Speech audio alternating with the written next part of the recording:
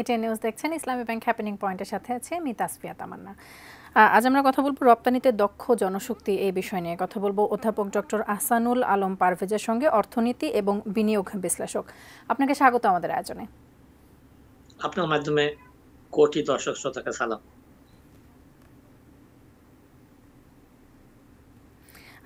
একটু জানতে চাই যে আমাদের যে পরিমাণ জনশক্তি আমরা রপ্তানি করতে পেরেছি, যত জনশক্তি আমাদের রয়েছে সেই তুলনায় আমাদের রেমিটেন্সের পরিমাণটা কিন্তু কম, ডলার আমাদের দেশে ঢুকছে কম। কি কারণ বলে মনে করেন? ম্যাডাম, টক শোতে যারা কথা বলে বড় কর্কশ কথা বলে, প্রাইম মিনিস্টারও বলে যে এরা শুধু টকার। তাই আমি আপনার দর্শকদেরকে একটু মনোরঞ্জন করতে চাই। সেটা হচ্ছে জনসংখ্যা রপ্তানি করার সাথে রেমিটেন্স বাড়তে পারে, কিন্তু বাড়বেই এটা ঠিক নয়, কারণ এটা কমপ্লিমেন্টারি নয়।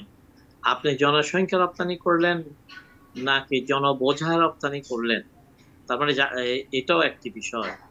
3 নম্বর বিষয় হচ্ছে আমাদের এখানে সরকার ডলার প্রাইসিং যে নীতি রেখেছে, এতে আপাতত আপনার বিদেশ থেকে রেমিটেন্স এর আসার প্রবাহ কমেছে এবং আরো কমবে।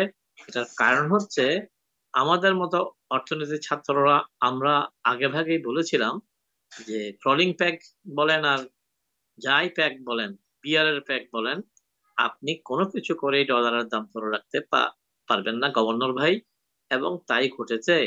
তো এটা কিন্তু আমাদের বিদেশে যারা গেছে তারা জানে, তারা স্লোলি ডলার পাঠিয়েছে। আরেকটি ব্যাপার আছে, আপনারা সবাই হুন্ডি নিয়ে খুব মাথা ব্যথা করেন। তো হুন্ডির যারা নায়ক নায়িকা, হুন্ডি সম্রাটরা এখন অনেক চালাক হয়ে গেছে।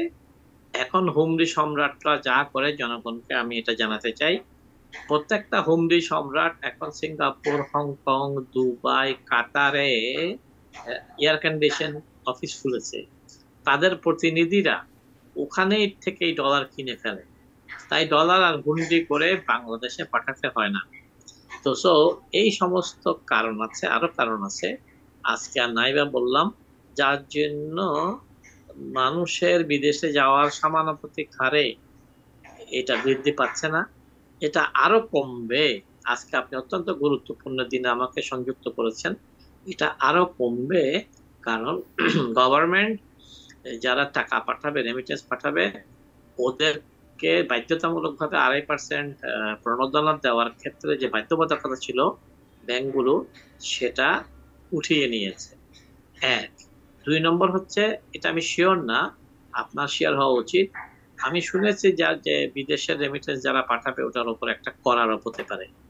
সো এগুলো সবগুলো মিলে ডলারের আপনার, যদিও আইএমএফ এর প্রেসক্রিপশনের জন্য, আইএমএফ চাপের জন্য আমাদেরকে এগুলো করতে হচ্ছে, কিন্তু ডলারের প্রবাহ আরো কমবে এবং ডলারের দাম আরো বাড়াতে হবে। এবং এটা ক্রলিং প্যাক মেথড না নিয়ে আমাদেরকে কথা দিয়েছিল গভর্নর যে 10 পয়সা, 20 পয়সা, 25 পয়সা, 8 আনা, 1 টাকা, কখনো 1.5 টাকা, কখনো 2 টাকা করে বাড়াবে, ওটা হলে সবচেয়ে ভালো হতো।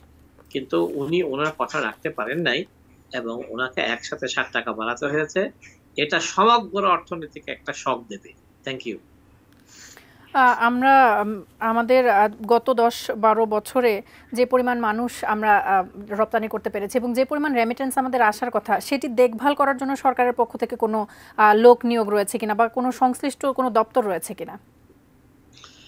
প্রথম কথা হচ্ছে, এটা দেখার দায়িত্ব আমার সাংবাদিক, ইনভেস্টিগেটিভ জার্নালিস্টদের। তবে আমি বলে দিতে পারি, এ ধরনের কোনো সংস্থা নেই, থাকলেও তারা এটা করবে না।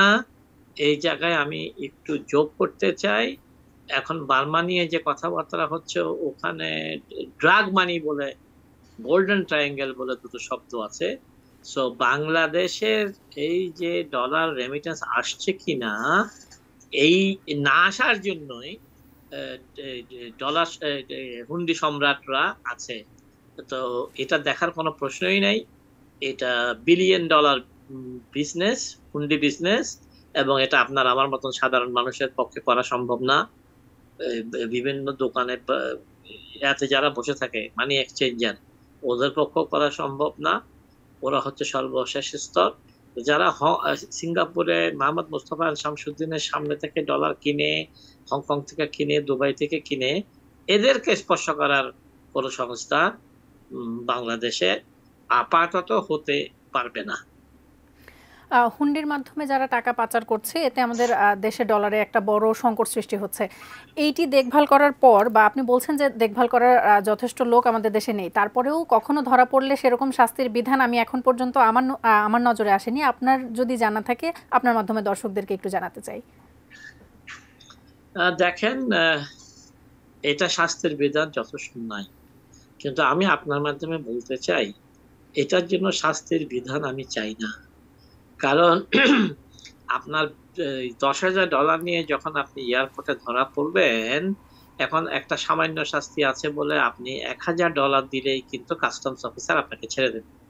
কিন্তু আপনার যখন 5 বছর জেলের ব্যবস্থা থাকবে, সে ওই আপনার ওই $10,000 যে ধরা পড়ছে ওটার $8,000 চেয়ে বসবে। আমাদের কাস্টম অফিসাররা আমাদের ওয়েজ আর্নারদেরকে থাপ্পড় মেরেছে, এবং আমি তো সবসময় বলি যে সে যদি আমার সামনে পড়ে, এমন থাপ্পড় তাকে আমি দেব, সে ভুলে যাবে যে এরকম মানুষও দেশে আছে। তো যতক্ষণ পর্যন্ত এদেরকে আপনারা অপমান করবেন, আমাদের মতো মানুষকে কাউকে ভিআইপি, কাউকে সিআইপি, কাউকে ইআইপি বলবেন, আর যারা দেশটাকে ভাসিয়ে রেখেছে ডলার, তাদের ডলার না আসলে, আমাদের ফরেন এক্সচেঞ্জ রিজার্ভ কমে গেলে আমাদের তা খেতেই পারবো না, তাদেরকে এয়ারপোর্টে থাপ্পড় মারে। সো কাস্টম কমিশনার কোথায়, এনবিআর কোথায়, অর্থ ফাইন্যান্স মিনিস্টার কোথায়? এখন ফাইন্যান্স সহ ফাইন্যান্স প্রতিমন্ত্রী আমার ভাইয়ের বউ।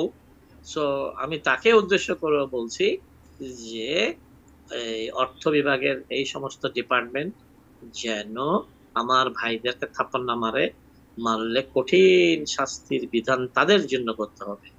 তো এটাই হলো আমার কথা। রেমিটেন্স যোদ্ধা যারা রয়েছেন তাদের জন্য, তাদেরকে উৎসাহিত করতে সরকার নানা প্রণোদনা দিচ্ছেন। এই প্রণোদনা কি যথেষ্ট কিনা, কিংবা তাদের জন্য আরো সুযোগ সুবিধা দেবার প্রয়োজন আছে কিনা মনে করেন কি?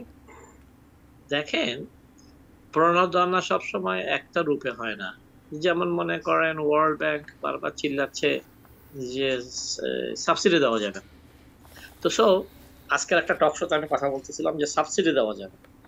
আমি বললাম যে সাবসিডি দেওয়া না গেলে এমপি সাহেবরা যে প্রাডো প্লাজারও গাড়ি আনেন, তাদের তো কর্ম খুব করা যাচ্ছে। তো তাহলে কৃষকদের জন্য কৃষি আপনাকে যেটাকে বলি উৎপাদনের জন্য যে আমাদের যা লাগে, বীজ লাগে, সার লাগে, ইলেকট্রিসিটি লাগে, ওইসবের ট্যাক্স কমানো যাবে না কেন? সো আমি সচিবদেরকে বলেছি, ওয়ার্ল্ড ব্যাংককে বলো যে তোমাদেরও স্যার আমাদেরও স্যার বলেছে, যদি সরকারের ব্যয় কমানোর জন্য, আয় বাড়ানোর জন্য সচিবদের থেকে শুরু করে এমপিদের, মিনিস্টারদের সবার গাড়ির ট্যাক্স মাপ থাকতে পারে, তাহলে কৃষি পণ্যের জন্য কেন ট্যাক্স থাকবে? সো আমি আপনাকে বলতে চাই, ওয়ার্ল্ড ব্যাংক সাবসিডির মানা করেছে, ওয়ার্ল্ড ব্যাংক ইনসেন্টিভ দিতে মানা করেনি।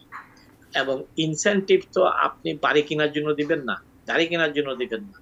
এদেশের মানুষকে খাইয়ে পরিয়ে বাঁচিয়ে রাখতে, যেটা আমরা বলবো যে বেঁচে থাকার উপকরণ, এটার উপরে ইনসেন্টিভ দিতে ওয়ার্ল্ড ব্যাংকের কোনো আপত্তি নাই। সচিবরা যাই বলুক, আপনার এই তুচ্ছ পারভেজ স্যারের সাথে ওয়ার্ল্ড ব্যাংক, IMF, আমার সাথে সবার যোগাযোগ আছে। সো এখানে আমাদের নামটা চেঞ্জ করতে হবে। আমরা ভর্তুকি না বলে আমরা এটাকে প্রণোদনা বলতে পারি, ইনসেন্টিভ বলতে পারি। কিন্তু এখন আপনাকে দুঃখ ভারাক্রান্ত মনে, অত্যন্ত দুঃখ ভারাক্রান্ত মনে জানাতে চাই যে এই ওয়েজ আর্নারদেরকে যে 2.5% প্রণোদনা সরকার দেবে বলেছে, সেটা দিচ্ছে কিনা আমার সন্দেহ আছে। কিন্তু ব্যাংকরা যে দেবে না, এটা ব্যাংকরা জানিয়েছে। আর আরেকটি সংশয় আছে, এটা রিউমার, এটা আপনারা একটা খবর নেন। আমি শুনেছি যে যারা ওয়েজ আর্নার, তাদের পাঠানোর ফরমাত চ্যানেলে টাকা পাঠালে তাদের উপর কর আরোপ করা হবে। এই বিষয়টি নিয়ে আরো কথা বলবো আমরা একটা ছোট্ট বিরতি থেকে ফিরে। দর্শক, ইসলামী ব্যাংক হ্যাপেনিং পয়েন্টে সময় হলো একটি বিরতি নিয়ে, আর আমাদের সাথেই থাকুন।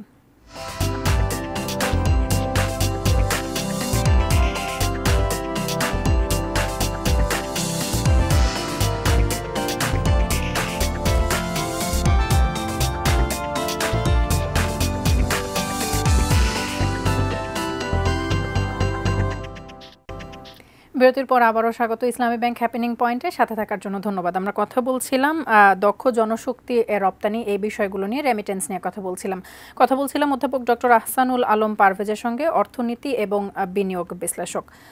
আমরা বিরতির পূর্বে রেমিটেন্স নিয়ে কথা বলছিলাম। একটু জানতে চাই, ঈদ থাকায় আমাদের দেশে প্রচুর রেমিটেন্স আসে, তাতে করে আমাদের ডলারের ঘাটতি কিছুটা পূরণ হয় এবং দেশে টাকা আসে। ঈদ উপলক্ষে এটি আসে, এরপরে ফ্লো একটু কমে যায়, আরেকটা ঈদ আসছে, ফ্লো সেভাবে দেখা যাচ্ছে না। এই নিয়ে আসলে কি বলবেন বিস্তরভাবে? আমার মনে হয় আপনি যত ভয় পাচ্ছেন অত ভয়ের কারণ নেই। কোরবানি ঈদে আবার ডলারের প্রবাহ বাড়বে, লোকজন ডলার পাঠাবে বা যেন কোরবানি করতে পারে। বাট দ্য প্রবলেম ইজ, আমি যেটা অর্থ প্রতিমন্ত্রী, বাংলাদেশ ব্যাংকের গভর্নর, ওনাদেরকে সতর্ক করতে চাই যে আমার ভয় হচ্ছে ডলার আসলেও, ডলার আসবে কেন বলেন তো, স্বপ্নের মধ্যে, ঘুমের মধ্যে যে 110 টাকা বেতন ভাবছে সে পাচ্ছে এখন 117, যে 117 টাকায় ব্ল্যাক মার্কেটে বিক্রি করবে সে বেচতেছে 127। তাই ডলার না আসার কোনো কারণ নাই। বাট আমার ভয় লাগছে ডলার ইনফর্মাল চ্যানেলে আসবে, ব্যাংকিং চ্যানেলে আসবে না, যদি সদাশয় সরকার খুব দ্রুত এ ব্যাপারে প্রণোদনা ব্যবস্থা না করে, কর আরোপ থেকে দূরে থাকে। কর আরোপ করলে তো আরো কমে যাবে। তো কর আরোপ করুন, ডলুন, যা করুন, এগুলো কোরবানির পরে চিন্তা করবেন, এইটাই আমার আবেদন। আপনি একেবারে শুরুতে বলছিলেন যে আমরা দক্ষ জনশক্তি রপ্তানি করছি নাকি বোঝা রপ্তানি করছি, এই বিষয়টি নিয়ে সেই কথার রেশ ধরেই একটু বলি যে আমরা বছরে প্রায় 10 থেকে 12 লাখ মানুষ বিদেশে পাঠাচ্ছি, সেই অনুযায়ী আমাদের রেমিটেন্স আসছে না। আসলেই কি তাহলে আমরা দক্ষ জনশক্তি পাঠাতে পারছি কিনা? আমি একজন শিক্ষক, যে সোজা করে কথা বলতে জানি না, এবং আমার দর্শকরা আমার কাছ থেকে বাঁকা কথা শুনতে চায়। প্রথম কথা হচ্ছে জনশক্তি, জনবল, মানুষ। সো দুটো হাত, দুটো পা, দুটো চোখ, নাকে দুটো ছিদ্র থাকলে কিন্তু সবাই মানুষ হয় না। আশরাফুল মাখলুকাত হতে গেলেও ওই মানুষকে সেই গুণ থাকতে হয়, আর বিশ্ববাজারে বিক্রি হতে গেলেও তাকে দক্ষ হতে হয়। দক্ষ কি? বিশ্ববাজারে এখন ইনোভেশন, টেকনোলজি, আর্টিফিশিয়াল ইন্টেলিজেন্স, এইগুলোর কারণে যে মানুষ দরকার সেই মানুষ আমরা বানাতে পারছি না। আমি নিজে দায়িত্ব নিয়ে বলছি, কাউকে দোষারোপ করা ঠিক না। আমি বিশ্ববিদ্যালয়েও আমি মনে হয় এমন পাঠদান আমার ছাত্র ছাত্রীদেরকে দিতে পারি না যেটাতে আমি শিওর যে সে পাশ করে বেরিয়ে গিয়ে সে বিদেশে চাকরি পাবে। এটা আমাদের সিলেবাসের সমস্যা, এটা আমাদের শিক্ষা প্রদানের ক্ষেত্রে প্রযুক্তি নির্ভরতা নাই, সেটা সমস্যা। আমি প্রেজেন্টেশনের কথা বলছি, আমি সিমুলেশনের কথা বলছি, আমি কেস স্টাডির কথা বলছি। তো এটা একটা জাতীয় সমস্যা। আর আমার আপার মাননীয় প্রধানমন্ত্রীর আশেপাশে কিছু লোক ছাড়া আর বাকি যেগুলো আছে সব হচ্ছে চাটার দল, সব হচ্ছে ঘুষখোর। তারা যে টাকা দেবে তাকেই দিয়ে দেবে বিদেশে যাওয়ার ব্যবস্থা করে। তো এরকম একটি জায়গায় আমরা আটকে আছি। আমার মাননীয় প্রধানমন্ত্রী, যাকে আমি একেবারেই বড় বোনের থেকেও বড় মনে করি, আমি আশা করব যে বিশ্ববাজারে যেই ধরনের প্রযুক্তি নির্ভর বা স্কিলড বা প্রোডাক্টিভ জনসংখ্যা যে দেশ যেভাবে যায়, রাষ্ট্রদূতদেরকে ডেকে এনে ব্যাংকের ম্যানেজারদেরকে যেরকম মালিকরা বলে, এই তোমার এ মাসে ডেপোজিট এত হতে হবে, এবছরে তোমার প্রফিট এত হতে হবে, আমার মাননীয় প্রধানমন্ত্রী এই কাজটি করবেন বলে আমি বিশ্বাস করি। দক্ষ জনশক্তি তৈরিতে আসলে কোনো সরকারি বা বেসরকারি প্রতিষ্ঠান সেইভাবে কাজ করছে কিনা? প্রথম কথা হচ্ছে দক্ষ, স্কিল ম্যান পাওয়ার বলতে আপনি যেটা বুঝাচ্ছেন, আমরা ওরকম কেউ কাজ করছে না।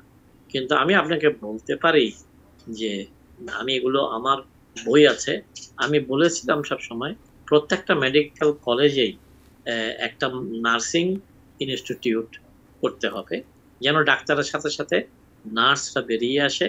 আপনাকে একটা হিসাব দিই যে একজন ডাক্তারের আন্ডারে 8 জন নার্স প্রয়োজন হয়।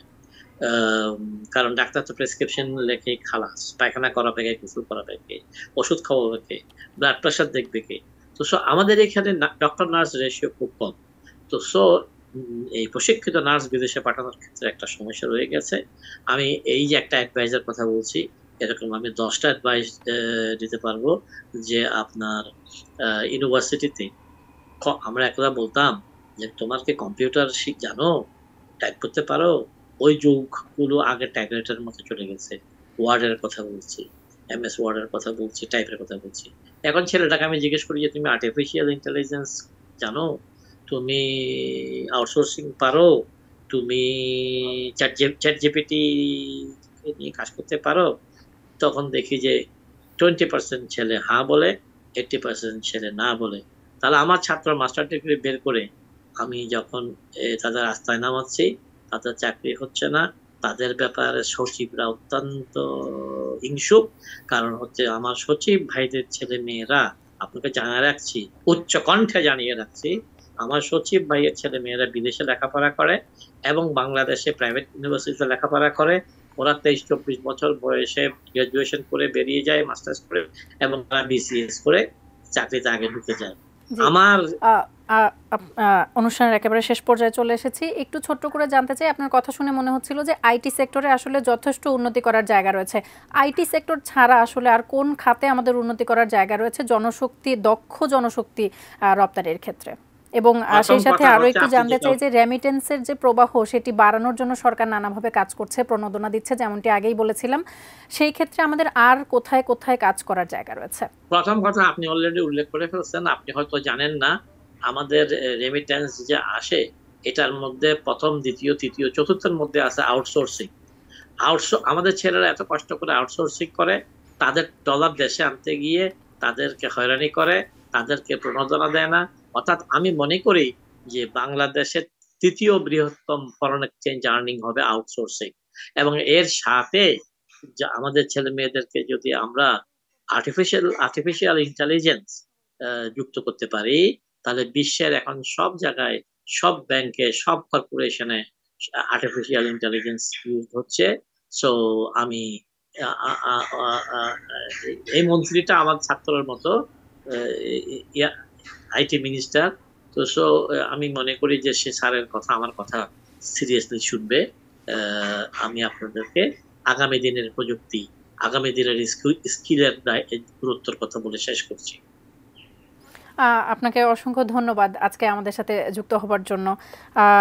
আপনার মাধ্যমে অনেক কিছু জানলাম। পরবর্তীতে আবারও কখনো সময় হলে এই বিষয়গুলো নিয়ে কথা বলবো। সবাইকে আবার সালাম।